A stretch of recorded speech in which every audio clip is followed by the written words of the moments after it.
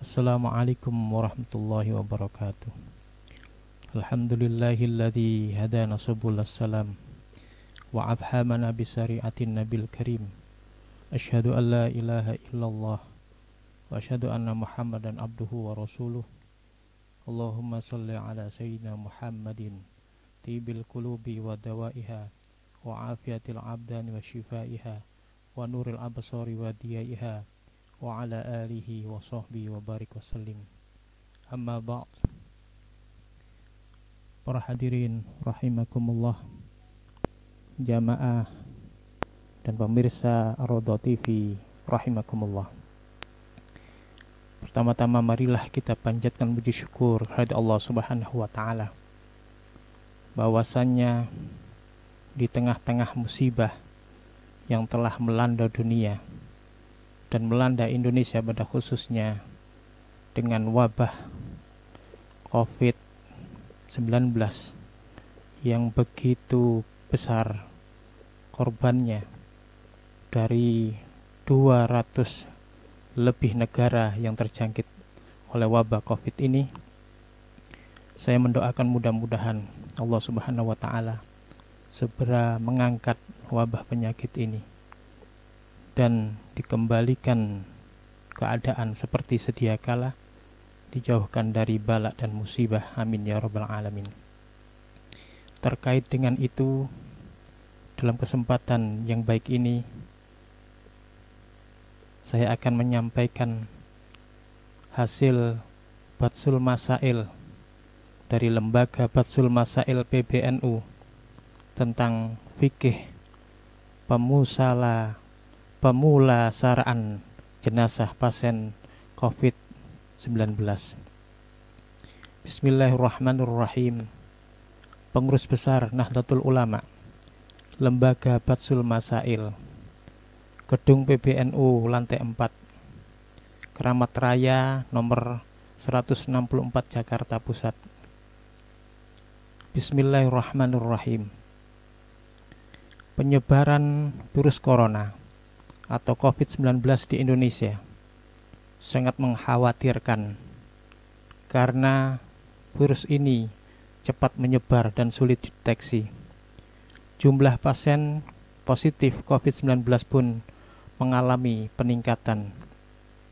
Data akumulatif pasien COVID-19 per 20 Maret 2020 mencapai 309 orang. Dari jumlah itu, pasien yang sembuh sebanyak 17 orang dan terdapat 37 pasien COVID-19 yang meninggal dunia. Menurut penelitian medis, COVID-19 termasuk jenis penyakit berbahaya dan dapat menular kepada siapa saja yang melakukan kontak dengan orang yang terpapar COVID-19 atau cara penularan lainnya, dan lebih berbahaya jika tubuh kita tidak memiliki kesiapan memproduksi antibodi sebagaimana layaknya antibodi terhadap virus lainnya. Dalam kondisi demikian, orang dapat dengan mudah tertular COVID-19. Meski mendeteksi virus ini, maka masih terdapat pasien yang belum tertangani. Ada pasien yang belum tertangani dengan baik sehingga berujung pada kematian.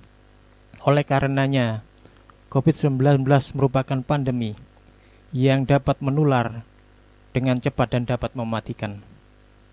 Ketika pasien COVID-19 ini meninggal dunia, tentu virusnya masih berbahaya dan dapat menular kepada orang-orang yang melakukan kontak dengan jenazah tersebut. Pertanyaannya, apakah jenazah pasien COVID-19 yang muslim harus dimandikan dan dirawat sebagaimana aturan syariat terhadap jenazah biasa, dan bagaimana cara memandikan dan menguburkannya?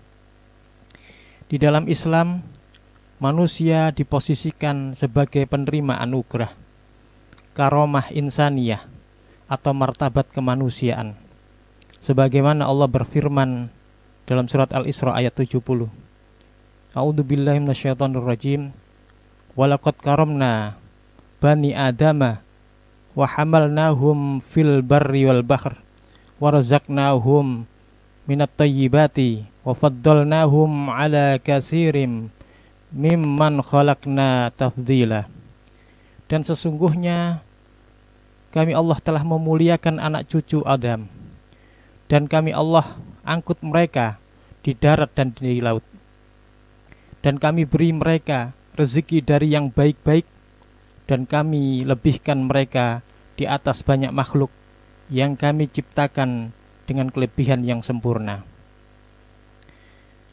Karomah insaniyah tersebut salah satunya tercermin dalam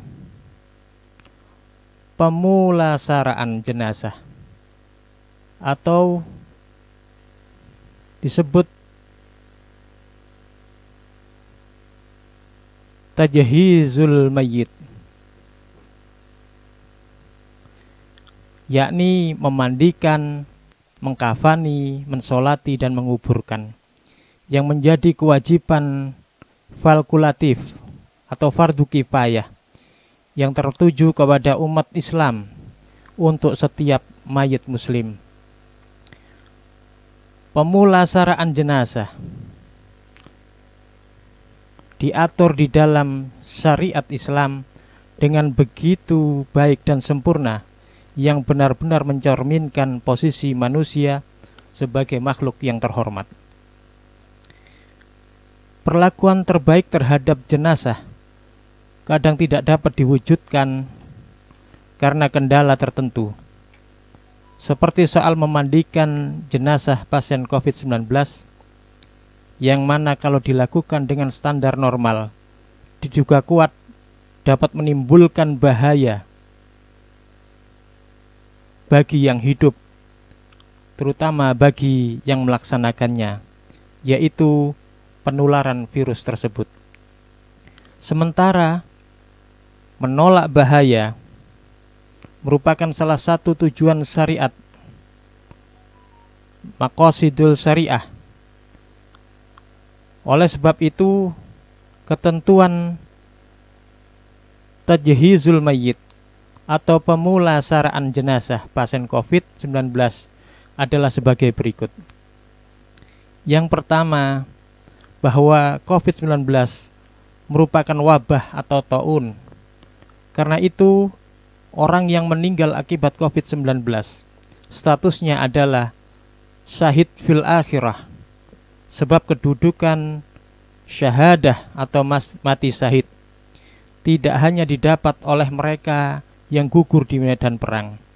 Mereka yang meninggal karena wabah penyakit atau taun juga dapat meraih kedudukan syahadah, sebagaimana hadis dan keterangan berikut ini, bahwa Rasulullah SAW bertanya kepada sahabatnya, "Siapakah orang yang mati syahid di antara kalian?" Mereka menjawab, "Orang yang gugur di medan perang itulah syahid ya Rasulullah." Rasulullah SAW bersabda, "Kalau begitu, sedikit sekali umatku yang mati syahid." Para sahabat bertanya, "Mereka siapa ya Rasul?" Rasulullah menjawab, "Orang yang gugur di medan perang itu syahid. Orang yang mati di jalan Allah itu bukan karena perang juga syahid. Orang yang tertimpa taun atau wabah itu pun juga syahid. Orang yang mati karena sakit perut juga syahid. Dan orang yang tenggelam adalah juga mati yang syahid." Hadis riwayat Muslim. Ulama mengatakan yang dimaksud dengan kesyahidan mereka semua, selain yang gugur di medan perang, adalah bahwa mereka kelak di akhirat menerima pahala sebagaimana pahala syuhada yang gugur di medan perang. Sedangkan di dunia mereka tetap dimandikan dan disolati, sebagaimana penjelasan telah lalu pada bab iman, bahwa sesungguhnya orang mati syahid ada 3 macam. Yang pertama, syahid di dunia dan di akhirat, yaitu mereka yang gugur di medan perang melawan tentara kafir. Yang kedua, syahid di akhirat, tetapi tidak syahid dalam hukum dunia, yaitu 5 orang yang disebut dalam penjelasan di ini. Ketiga, syahid di dunia, tidak di akhirat, yaitu mereka yang gugur tetapi berbuat curang terhadap ghanimah atau harta rampasan perang, atau gugur saat melarikan diri dari medan perang. Imam An-Nawawi, Syarah Sahih Muslim, Kairo Darul Hadis 1422 Hijriah atau 2001 Masehi, juz 7 halaman 72. Yang kedua, bahwa jenazah pasien COVID-19 Muslim memiliki kedudukan dan perlakuan yang sama dengan jenazah Muslim pada umumnya, yaitu wajib dimandikan, dikafani, disolati dan dimakamkan. Berdasarkan keterangan dari kitab Al-Majmu' Syarah Al-Mahadzab dan Sulamut Taufik sebagaimana berikut, bahwa memandikan mayit adalah fardu kifayah secara ijma'. Makna fardu kifayah adalah apabila kewajiban itu sudah dilakukan oleh orang atau kelompok yang dianggap mencukupi, maka gugurlah tanggungan bagi yang lain. Dan jika sama sekali tidak ada yang melakukan, maka semuanya berdosa. Ketahuilah, sesungguhnya memandikan mayit, mengkafaninya, mensolatinya adalah fardu kifayah tanpa khilaf. Al-Majmu' Syarah Al-Madhab juz 5 halaman 128. Berikutnya, bahwa memandikan mayit, mengafani, menyolati dan menguburkannya adalah fardu kifayah.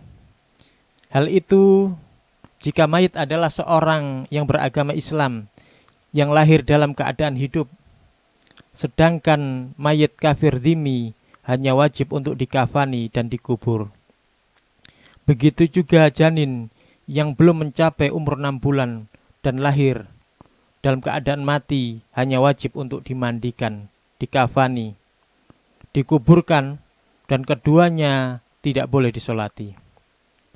Batas minimal memandikan mayit adalah dengan menghilangkan najis dan merantakan air yang menyucikan ke seluruh kulit dan rambutnya walaupun lebat. Batas minimal menguburkan mayit adalah galian atau liang yang mampu menyembunyikan bau mayit dan menjaga tubuh mayit dari binatang buas. Disunahkan memperdalam liang kira-kira seukuran berdirinya orang yang mengangkat tangan. Selain memperdalam, disunahkan juga untuk memperluas liang dan wajib menghadapkan mayit ke arah kiblat. Syekh Salim bin Abdullah Al-Hadrami, Sulamut Taufik halaman 36-38. Yang ketiga, cara memandikan jenazah pasien COVID-19 dengan menggunakan peralatan yang bisa mencegah penularan penyakit tersebut. Memandikan dilakukan oleh orang yang profesional atau petugas kesehatan dengan harus melindungi diri dan memastikan keamanannya, menggunakan pakaian pelindung, sarung tangan, masker, dan desinfektasi diri agar tidak tertular virus dari jenazah. Setelah dimandikan, jenazah pasien COVID-19 dibungkus kain kafan, kemudian dibungkus sejenis plastik sehingga tidak mudah tercemar, dan secara terperinci dapat mengikuti ketentuan sebagai berikut. Yang A, Jika menurut ahli memandikan jenazah COVID-19 dengan cara standar tersebut masih membahayakan yang memandikan atau penyebaran virusnya, maka jenazah tersebut boleh dimandikan dengan cara menuangkan air ke badan jenazah saja, tanpa dalku atau digosok. Sebagaimana penjelasan dalam Al-Fiqh Al-Madzahib Al-Arba'ah sebagai berikut. Amma ingkana ila yang qati' bisu bil ma'i fala yutayyamu bal yukhsalu bisu il ma'i biduni dzalik. Adapun jika tidak dikhawatirkan akan rontok bila sekedar dituang air, maka tidak boleh ditayamumi, namun harus dimandikan dengan cara dituangi air tanpa digosok. Abdurrahman Al-Juzairi Al-Fiqh ala Madhabi Al-Arba'ah, Beirut, Darul Fikr 1996, jilid 1 halaman 476. Yang B, jika hal itu tidak bisa dilakukan juga, maka boleh tidak dimandikan dan diganti dengan ditayamumkan berdasarkan keterangan dalam kitab Al-Fiqh Al-Madhabi Al-Arba'ah. Dan tayamum dapat menggantikan memandikan mayit karena tidak ada air atau karena tidak dimungkinkan dimandikan. Semisal orang mati tenggelam dan dikhawatirkan tubuhnya akan rontok jika dimandikan dengan digosok atau jika dituangi air tanpa digosok. Abdurrahman Al-Juzairi Al-Fiqh alal Madzahib Al-Arba'ah. Yang C, dan jika hal itu juga tidak dapat dilakukan karena dalam kondisi darurat, maka jenazah boleh langsung dikafani dan disolati tanpa dimandikan atau ditayamumkan. Karena kondisi darurat atau sulit tersebut, maka boleh mengambil langkah kemudian al-masyaqqah tajlibul taisir, dan termasuk bagian dari prinsip ajaran Islam adalah menghilangkan kesulitan. Sebagaimana Allah berfirman, "Wa ma ja'ala 'alaikum fid-dini min kharaj." Dan Dia tidak pernah sekalipun menjadikan untuk kamu dalam agama suatu kesempitan. Al-Quran Surat Al-Hajj ayat 78. Dan Rasulullah SAW bersabda dari Abu Hurairah, Abdurrahman bin Sakhr radhiyallahu anhu berkata, bahwa saya mendengar Nabi Muhammad SAW bersabda, segala sesuatu yang aku larang buat kalian semua, maka jauhilah. Segala sesuatu yang aku perintahkan kepada kalian semua, maka lakukan semampu kalian. Generasi sebelum kalian hancur disebabkan terlalu banyak bertanya atau protes dan menyelisihi para nabi mereka. Hadis Bukhari dan Muslim. Sebagaimana juga dua keterangan berikut. Jenis masyaqqah kedua, yakni suatu kesulitan yang secara umum dapat melepaskan tuntutan suatu ibadah. Jenis ini mempunyai beberapa macam. Yang pertama, kesulitan yang teramat sangat, kekhawatiran akan keselamatan jiwa, organ, dan fungsi organ. Kesulitan semacam ini menetapkan keringanan. Karena menjaga keselamatan jiwa dan organ tubuh guna menegakkan kepentingan-kepentingan dunia dan akhirat, itu lebih diprioritaskan daripada mengeksploitasi tubuh demi menjalankan satu ibadah atau beberapa ibadah. Namun ibadah lainnya menjadi terbengkalai akibat kerusakan tubuh. Al-Izzu bin Abdissalam, Qawaid al-Ahkam fi Masalih al-Anam, Mu'assah ar-Rayyan, jilid 1, halaman 192 sampai 93. Andaikan ada orang yang meninggal tertimpa reruntuhan, sebagaimana tenggelam di sumur atau di laut yang dalam dan sulit untuk mengeluarkan dan memandikannya dan mentayamuminya, maka tidak perlu disolati karena tidak memenuhi syarat. Sebagaimana dilansir oleh Syekhoni dari Imam Mutawalli, Imam Nawawi dalam kitab Al-Majmu' menyampaikan tidak ada perbedaan pendapat dalam perihal ini. Sebagian ulama mutaakhirin menyampaikan pendapat tidak ada alasan untuk meninggalkan sholat mayit karena sesuatu yang mudah tidak bisa gugur akibat sesuatu yang sulit, berlandaskan hadis sahih. Ketika kalian semua kuberi perintah, maka lakukan sebatas kemampuan kalian. Alasan tetap harus disolati adalah karena sholat merupakan doa dan penolong bagi mayit.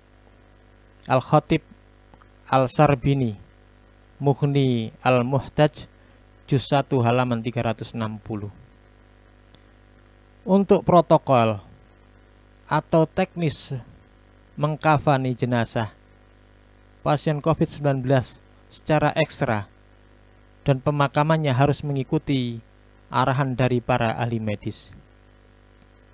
Demikian hasil Batsul Masail tentang fikih pemulasaraan jenazah pasien COVID-19 ini disampaikan untuk menjadi pegangan warga NU khususnya dan umat Islam Indonesia pada umumnya, seraya berdoa meminta pertolongan Allah Subhanahu wa taala semoga negara kesatuan Republik Indonesia ini segera bebas dari pandemi virus corona yang mematikan tersebut.